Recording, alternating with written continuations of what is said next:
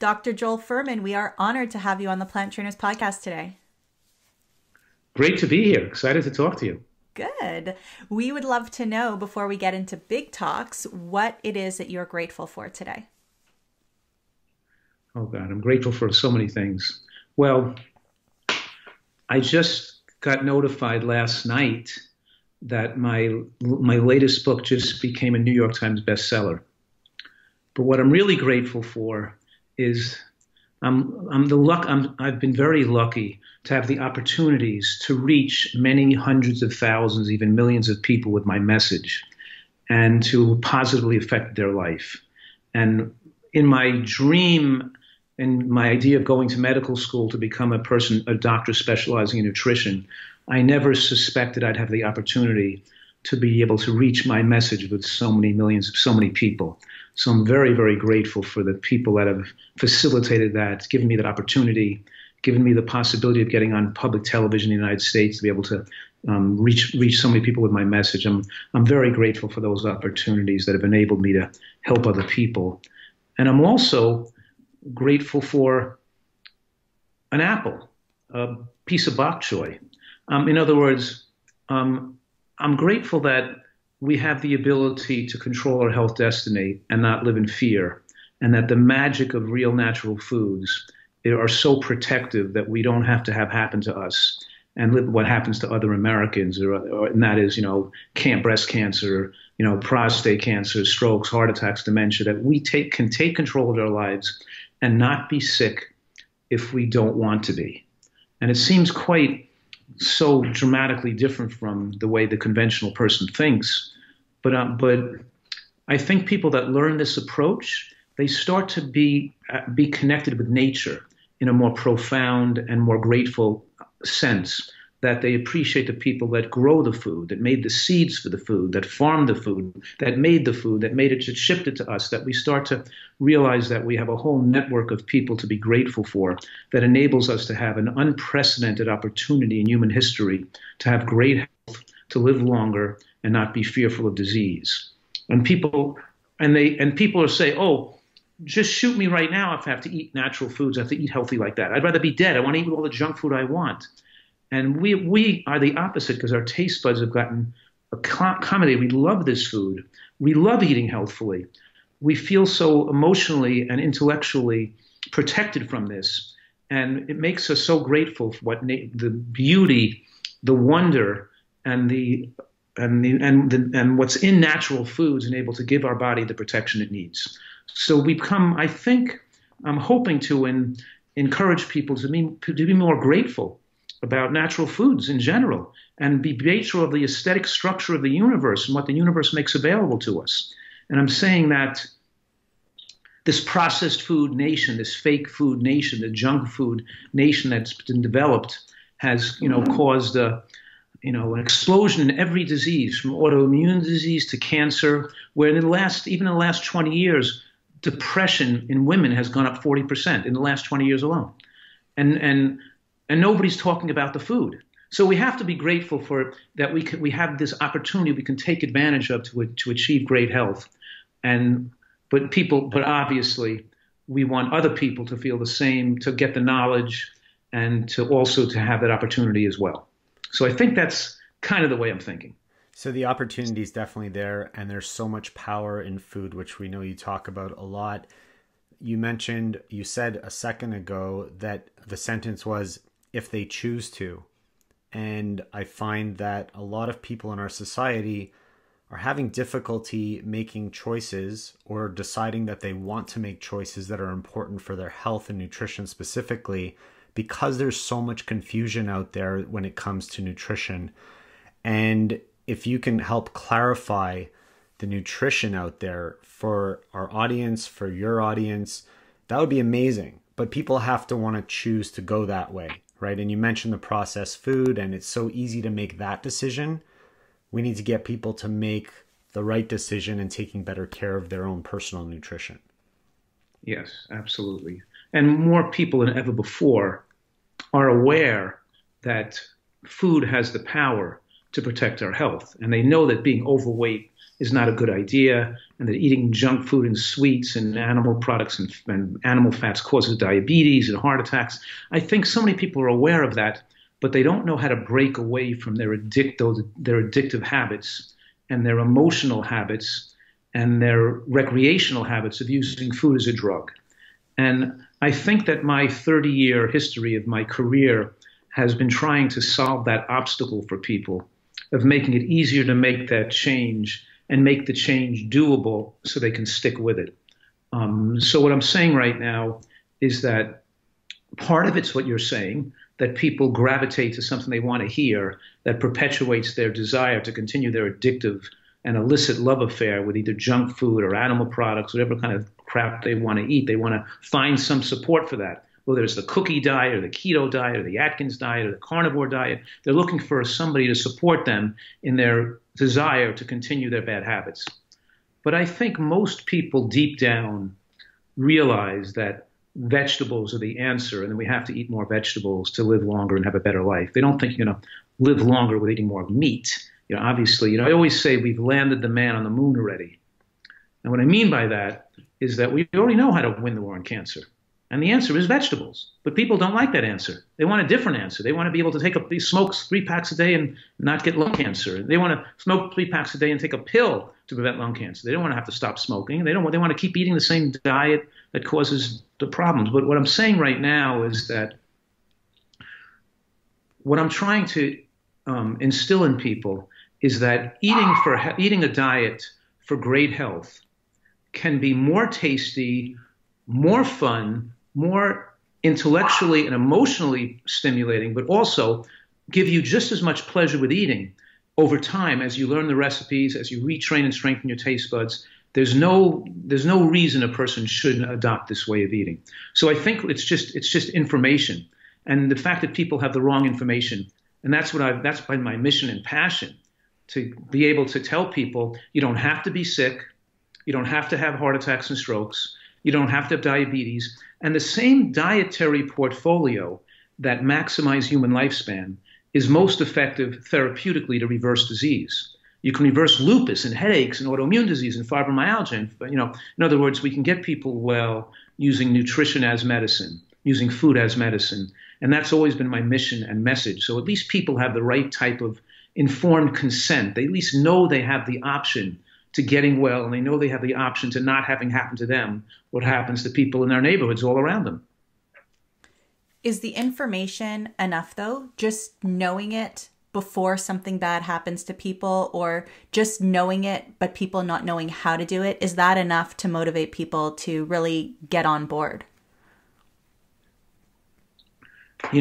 There's so many obstacles to change, and we know how powerful food addiction is, especially sugar, salt, and oil, especially sweets. And people are addicted to their foods. My work I've written numerous books that go into detail about this subject, published scientific studies on how to resolve food addiction. And I'm insistent and persistent on explaining that exposure to the broad spectrum of micronutrients, and especially the phytochemicals and antioxidants in a wide variety of colorful plants, it helps lessen your desire to overeat calories. And so what I'm saying right now is that it's very hard to get rid of a person's food addiction unless we get them to start to eating healthfully and start to get them well nourished. So what I'm teaching people why they've failed diets in the past, why they have that calorie-consuming monster inside of them, and why it's so difficult for them to maintain a healthy diet because of the habits they've developed. So yes, I think that the right education and information makes it possible for people to do this on their own and to learn the information to make it easier for them to make those changes. But some people need more help. Some people need more support, need more professional help and support. And, I have food addiction counselors in my medical practice, and we have people that work with people all across the country by phone. I have a retreat in San Diego where people come in for 30 to 90 days. Most people stay 2 or 3 months because they have significant medical conditions, or they're overweight and they know they're addicted to food, or they know they have trouble sticking with the diet, and they come in there because it's forced abstinence And it takes a while to be away from the cocaine, to be away from the cigarettes, the tobacco, the caffeine, the sugar, the salt, the oils, the fried foods. You have to be separated to lose your craving for them. And it's so helpful to prevent recidivism and to teach people how great this can taste, and how once you're in an environment where you're just eating this for a long time, your taste buds gets stronger, and you learn to prefer the foods you get used to eating. Now, as you know, I could open up the book and show you that part of what they learn is not just the emotional cause of overeating and the physical cause of food addiction, but it's also that they learn these cooking techniques to make healthy food taste great, and how to cook without sugar and without sweeteners and without oil. And that makes the whole, once they can make, onion rings, crispy onion rings that's made with almond flour that's baked, instead of putting fried onions on the pan, or once they can make a, delicious sauce for an Oriental or a Thai vegetable dish, that's made with, hemp seeds and lemongrass paste and curry powder and dates and hemp, once you can give them the way to get flavor and great taste and make great recipes, it really helps people too. So there's so many different aspects that people have to learn to be able to be successful in this if they're food addicts and if they have had trouble in the past making these changes. But of course, you guys know some people are just so confused about what's right that they're not even to the point where we're trying to change them. They don't even think they should be changed. That's also another issue, Or the information that they have to change is that they've gone from a full-fat yogurt to a low-fat yogurt, not realizing that they're still getting the dairy, they're still getting the casein, they're still getting everything with that, and now they have higher levels of sugar for what they're eating from natural sugar from the milk as well. So people are happy about their choices, and I give them all the power for making that choice to change what they're eating. Just the information that they were given was wrong, and now they're making choices that are equally as bad for them when they could have made one that was much better. Right. So that's what I've been doing over the last few, couple of decades. The last few decades, is screaming this from the rooftops. My niche is to give people what's ideal, the pinnacle of nutritional excellence. It's not to water it down to make it more broadly acceptable to the masses. Because when you do that, you make it less effective, not just less effective for weight loss, but less effective at reversing disease. So you sell out that person with diabetes who wanted to get rid of their type 2 diabetes completely, who wanted the person with rheumatoid arthritis who could have made a complete recovery, that person with lupus who could go into renal failure and need a kidney transplant. But by giving them this program of where I'm not watering it down to make it more broadly acceptable, giving them was absolutely the most lifespan promoting, longevity promoting program. It may not penetrate society as much, but people who really want to adopt it and really want to take this information, at least we know they're going to get maximum benefit, and their potential is not going to be taken away from them to get well. So for people that partake in fast food or fried foods or even processed foods quite often, or even once a week when they go out, how detrimental is that really for their health? What's happening there when they're eating these fried foods? Well, as you cook oil at a high temperature, you form rancid carcinogenic compounds. I mean, just to give you an example, even 2 servings of commercial baked goods or fast food a week doubles the lifetime risk of developing depression. Just 1 serving of commercial French fries a week has been shown to increase women's risk of developing breast cancer by 26%. That's 1 serving of commercial French fries per week.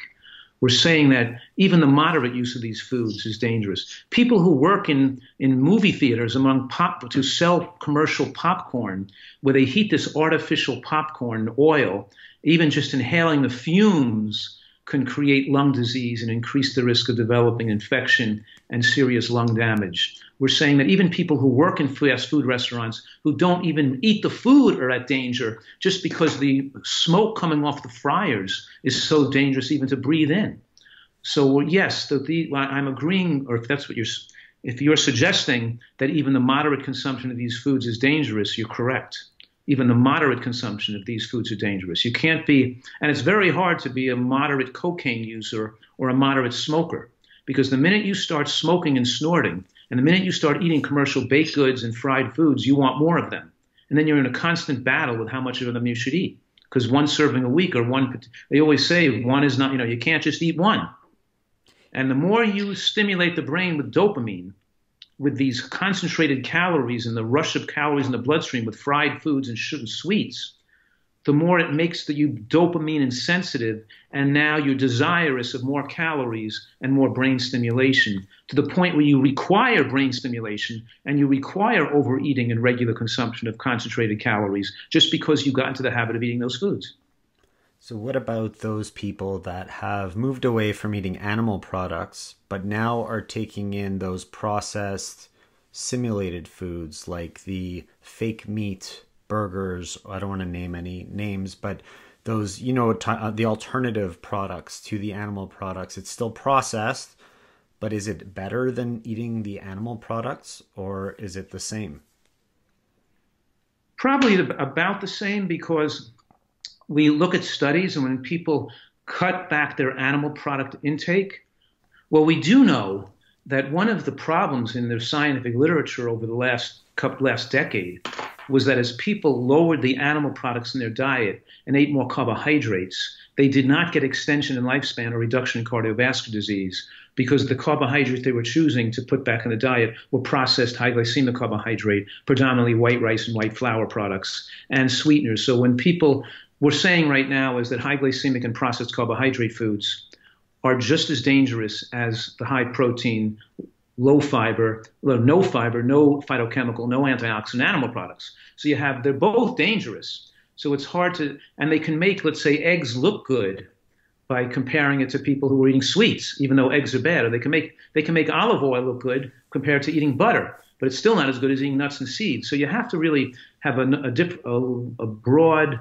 view of all the scientific literature out there to be able to understand what the data shows. So what I'm saying right now is that when we're eating hamburgers, even vegan hamburgers made out of processed foods on a white bread bun, you're not going to see dramatic benefits in lowering cancer rates, and you're probably not going to see significant differences in lifespan compared to people eating animal products and a vegetable. So because eating a burger, so it's not just about being vegan or plant-based. It's about actually eating more high nutrient plant foods, meaning vegetables. And I have this acronym, GBOMS, which stands for GBOMS, GBOMBS, greens, beans, onions, mushrooms, berries, and seeds, because I want people to keep saying that over and over again, greens, beans, onions, mushrooms, berries, and seeds, because I want them to develop their dietary portfolio to include foods that have proven anti-cancer effects and proven effects on stabilizing the immune system and the cell structure. So what I'm saying right now is it's not good enough to just eat a diet with rice and potato or bread. And I'm saying it's also dangerous to the immune system to eat white flour and to eat white rice and fried foods. So and those are vegan foods. We go to these vegan restaurants, a lot of junk food in vegan restaurants too. So yes, I can't know exactly the difference, but there's not going to be the protection as if you ate real natural plants. And I think that's the key. Are you eating to eliminate animal products from your diet? Are you eating to increase healing within your body, to increase as much as possible or decrease as much as possible your chances of contracting those diseases out there? Because we know that 80% of the diseases that people have are reversible or preventable due to lifestyle and mostly diet. And you mentioned GBOMS, and at the beginning, during your moment of gratitude, you mentioned being able to be on public television and get into the homes of people. And just a week and a half ago from when we're recording this, Adam got a text from his mom, and she's like, I'm watching something on TV with a Dr. Fuhrman. Have you heard of him? He's talking about these GBOM things. Do you know what those are? So, you're not just getting into the homes in the United States, you're getting into the homes in Canada too. And people are listening and people are listening. And I think that the more that they hear it, the more choices they're going to make. And I always say, I say, eat a bunch of vegetables, steamed or whatever, before dinner. And people say, well, if I eat before dinner, I'll ruin my appetite. And I'm like, well, that's kind of the point. If you eat before dinner and ruin your appetite, you'll only have room for the important things, and you won't be craving all those rich foods that you're going to go running for So fill yourself up on what's good, and that's, the G bombs are what you need to be filling up on. Right. So that's consistent with my teachings, because I tell people that lunch is the most important meal of the day, and people should eat a big hearty lunch and getting a lot of these longevity promoting foods into the lunch. I want them to eat a big bowl of salad with a lot of chopped greens in there, with, of course, onion or scallion and something cruciferous. And I want the dressing for the salad to be one of those dressings made with nuts and seeds, not with oil, because they have completely different biological effects. And then they can have a stew or a chili or a vegetable bean soup with that, and a piece of fruit for dessert. I want dinner to be lighter and earlier, but I want that big healthy lunch. And that's the thing. Once you have that big giant salad and the vegetable bean soup, and you can't really eat, and then lunch, you're out of the house and you're not tempted to eat other things. So if we can get the whole society eating a substantial, healthy amount of food for lunch, it stabilizes them through the whole afternoon. They're not going to want to crave and eat junk food, and it could be the foundation of the changes they're going to make in their future. So it's very good to get people to start out eating a lot of vegetables to start out each meal, but particularly lunchtime. So you're mentioning lunch and dinner. Now I'm curious about breakfast. Does that even happen, or do you not encourage people to eat until lunch? Or is there a difference between eating smaller meals throughout the day? What do you think of that?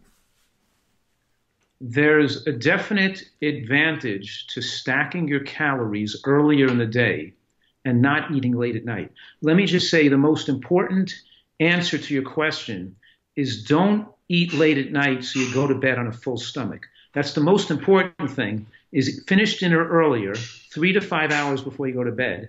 And if you do eat dinner, don't make it a heavy meal, because you don't want food digesting and regurgitating and moving in your stomach when you're sleeping at night. So let me close the door behind me. Excuse me 1 second. Ariel, keep quiet. Thanks. There was nobody in my house, and then you can hear my dog barking a little bit. No worries. It's life. If he makes too much noise, I'll pull him in here and hold him, and he'll be quiet. Anyway, what we were talking about right now is that the timing of the meals, that it's true when you have over a 13-hour, 14-hour window between the end of dinner and the start of breakfast, it has longevity promoting effects. It's better to eat less frequently, not more frequently. In the WHEEL study, the Women's Healthy Eating and Living study, women who had greater than the 13-hour window had a 36% decreased chance of getting breast cancer in that study, for example. And that study also showed the vegetables and fruit were better than vegetables alone. What I'm saying right now is that even though it's better to have that extended window of not eating, it's more beneficial to extend the window by eating an earlier dinner than it is by making a later breakfast. So I prefer people to go to bed on an empty stomach and wake up and be hungrier earlier in the day, so they don't postpone eating till 12 o'clock. Because if they postpone eating till 11 or 12 o'clock, they're going to wind up wanting to eat dinner later, like at 8 o'clock, at 7 or 8 o'clock at night. And it's better to eat earlier in the day. Eat your breakfast between 8 and 10. And if you're having 2 meals a day, eat the next meal between 3 and 5. If you're having 3 meals a day, try not to go later than 6 o'clock with your dinner, so you can have that 3 or 4 hour window before you go to bed at night. That's the most important thing. Lighter and earlier dinner. And if you're working and you can't get home and you're late at night and you can't get an earlier dinner, then eat something light, like a piece of fruit or something. But don't put heavy food into your belly, that are hard to digest, and a lot of heavy meals, and especially not animal products and hard to digest substances, and then go to sleep, because that's going to destroy your health. A lot of European countries and Middle Eastern countries will eat their biggest meal of the day, which is lunch. So everybody will come home for lunch and, have a big, heavy meal together. And then dinner, if there is dinner, is usually people grabbing things or lighter potato type or maybe pastry type but I'm thinking in particular, it's more snackish or more lunchish kind of foods in the evening. And it's those big, heavy, hot meals during the day. And last night I was giving a health talk, and the first person to raise their hand and ask a question was asking about intermittent fasting and what do I think of it, and is it something that we should do? And I just think that it's best practice. I think that it's the way that we've been meant to eat. I think if you think way back to people going to bed earlier and eating before dark and waking up early in the morning to make the most of the day, it's just natural how we're supposed to be. But because we are so tempted by all the foods around us, and because our lives have become so hectic and we get home so late, we've fallen into eating late at night, eating when we are already frantic and hungry and just grabbing everything and sitting on the couch and literally having Netflix and Pop-Tarts. Well, you know, a calorie is not a calorie. In other words, a calorie consumed before bedtime is more likely to promote fat on your body than a calorie consumed early in the day during your active part of the day. So you always tell people if you're going to eat late at night, you're going to have to cut your calories back by another 500 a day to make up for that. So people can eat more food and still maintain their favorable weight. If so, eating late at night also makes it harder to lose weight too. So yes, that's a critical point that has to be made. So what other suggestions do you have for people who want to start to eat a little bit better and really heal themselves and get over their food addiction? What is a step that they can take to do that? Well, the first step is that we discussed already is change their lunch and make the salad the main dish. They have to put a big sign in the refrigerator that says the salad is the main dish, and they have to have a very large amount of vegetables at lunch with beans in the soup or on the salad. And mixing the nuts in there or seeds for the dressing to include the fat makes them sustaining their hungers all day after that. So they're not going to be driven to snack in the afternoon. The combination of the beans, the vegetables, and the fats, which facilitate the absorption of the anti-cancer phytochemicals. So again, lunch is the most important meal of the day. I'm sticking with what you said. I agree with, because you're talking about pre-filling, which means you pre-fill with healthy foods, so you're not going to have you eat your volume receptors are stimulated, because you're having large portion of vegetables. I want people to eat a large serving of steamed greens or frozen, such as broccoli or artichokes or asparagus or string beans. I want them to also, or make a water wok at night with water chestnuts and snow pea pods and shredded cabbage and mushrooms and onions and broccoli florets or whatever it could be I want them to, use those low-calorie foods that you can eat in large amounts. That's the secret starting point, is to eat larger quantities of these very low-calorie foods that promote weight loss. And we're talking about green vegetables and the low-calorie, or you could say the low-carbohydrate vegetables like cauliflower and eggplant and tomatoes and onions and mushrooms, and then if they're those are the major things here. And the other thing is flour and oil. We say sugar, salt, and oil, but including white flour and sugar, because flour is the same as sugar. It turns into the body in sugar. So we get the flour out of the person's diet. Doesn't mean they can't eat grains. They can eat quinoa and other, whole intact grains, steel cut oats, but we don't want them to be grinding it into a flour to make it into bread or pasta, unless it's bean pasta, because it's too highly glycemic. And then the biggest scam that's ever been perpetrated on the population is this idea that oil is health food, and that coconut oil and olive oil and even flax oil are good for us. And I'm saying right now is that all oil is 120 calories a tablespoon. Every oil is 120 calories. And we have a population that works at a desk all day. They're not physical laborers. They're not professional athletes. And they're not working behind an ox with an iron plow 8 hours a day. They're not going to burn off 500 calories of oil a day. You can't put an extra 500 calories of oil on your food and expect not to be overweight. What I'm saying right now is that oil is so fattening, it goes from the lips to the hips in 5 minutes flat. It's absorbed so rapidly, the body stores it as fat immediately. Whereas the same amount of calories from nuts and seeds would have been burned for energy, not stored as fat, because it's absorbed so slowly, and because all the calories are not biologically accessible. They pass through into the toilet bowl, because the sterols and stanols, the type of fibers in nuts and seeds, bind fat and make it and carry it out of your body and make it not all absorbable. but we're talking about the rapid influx of calories into the bloodstream when we put oil on our food. And because we've been brainwashed with this idea of the Mediterranean diet and to think oil is healthy, when we take a concentrated fat like that right into the bloodstream, it stops lipolysis. It stops the breakdown of fat, and then people are not going to lose weight that day. And what I'm saying right now, I'm saying olive oil is a contributor to breast cancer, that oil causes cancer because it keeps people fat.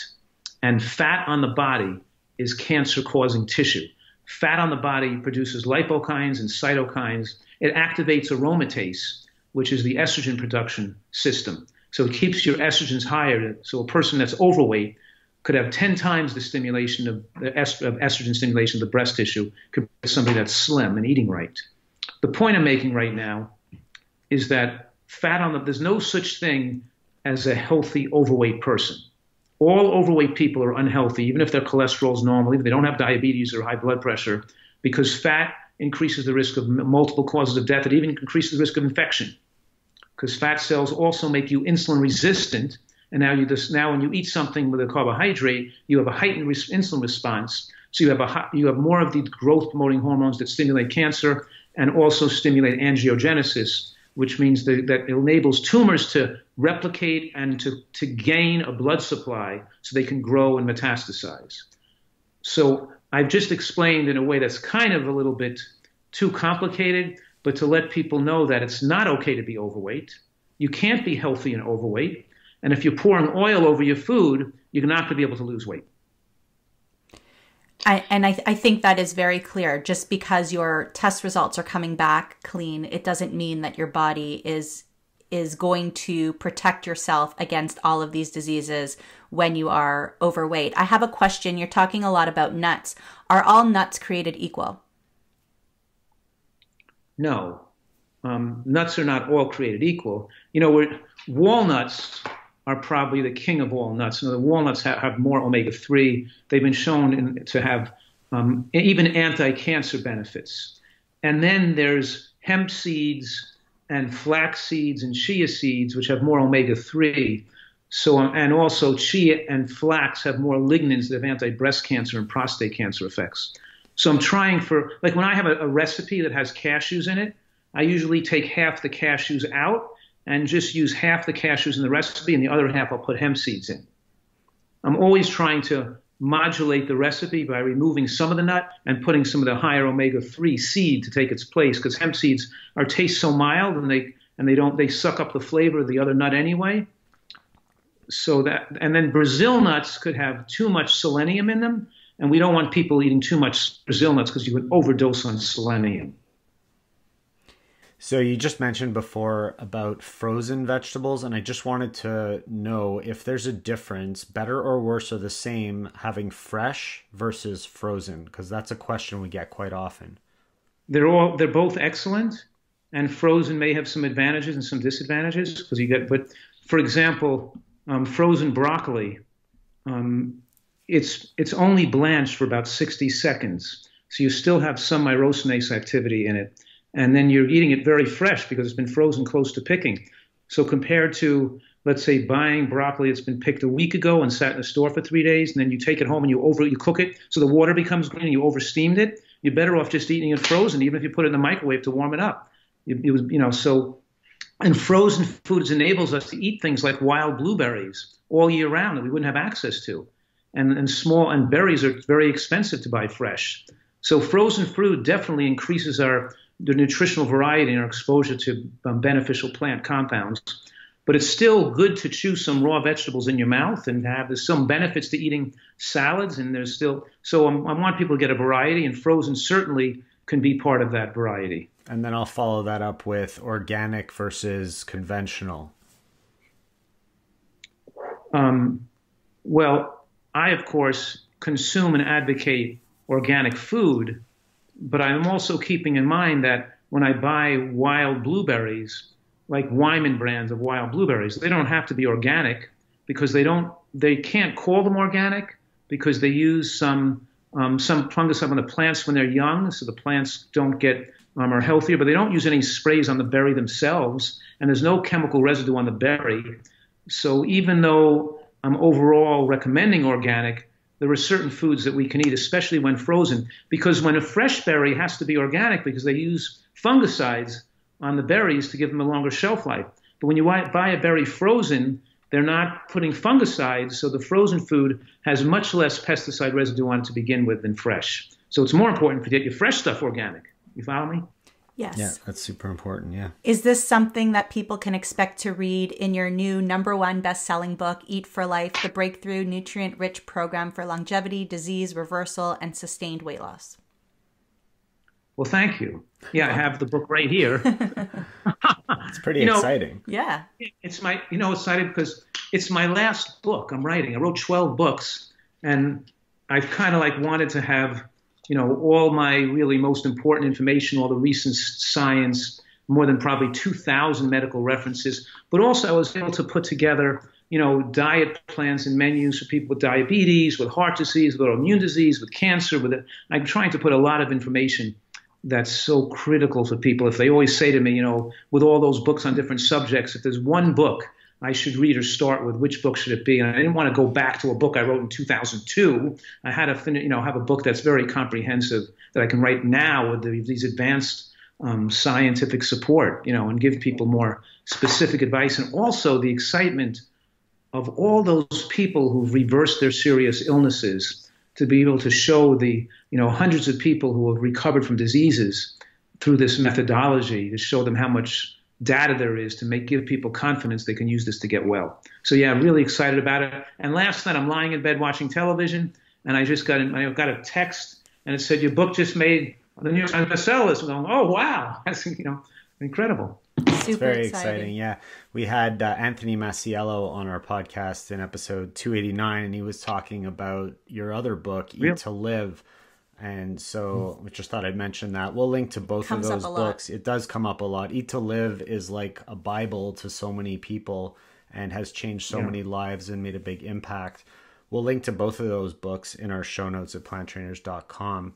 And before we... yeah, go ahead. It was like my #1 bestseller for so many years, but I feel like they should go to the more updated form. They should go to the newer one. Not why read something I wrote 10 years ago when you can have the one that's most updated and the most recent information. Why not have both? Yeah. So buy all my books, for that matter. So to close up, we'll just shift gears for a second and talk about something that people may not know about you, which is that you were once a competitive figure skater. Tell us about that. Right. In the 1970s, I was third in the world in pair figure skating with my younger sister. So I was also on crutches for almost a year with an injury that kept me out of the 1976 Olympics. And I traveled all over the world. And I competed and traveled all over Europe. I've been all over the place. When I was young, when I was like 20, in my late teens and early 20s, I was traveling all over the place ice skating. Very cool. Do you think if you knew then what you know now about nutrition and recovery in the body, that things would have been even better in terms of your competitiveness? No. I was already eating healthy then. Okay. It's not magic, Right. You can still get hurt if you crush your leg, you know what I mean? Absolutely. There you go. So for our listeners, if they want to connect with you or get in touch with you, find you on social, or where can they reach out? I think just best places to start is my website, drfuhrman.com, drfuhrman.com. And there's information about where to start and programs to reverse disease. And also I have a member center where people can ask me questions if they have they want to communicate with me. They can do it on the internet at a very low fee. So there's member support. They can get recipes and communicating with other people in forums there. And also I have a link for my retreat. If people need to come and see me and want to stay with the retreat, there's a link for that too. They get most of the information there. That's the retreat in San Diego, right? That we talked about earlier. Yeah, exactly. Perfect. So we will link to all of that in the show notes at planttrainers.com. And we want to thank you so much for the work that you're doing. We want to thank you so much for ending up in Adam's mother's living room on her television set and families all across North America. Thank you for what you're doing, for what you're writing, and for spending time with us here today. We appreciate it. Thank you so much. Best for you, best of health to you and all your listeners. Perfect.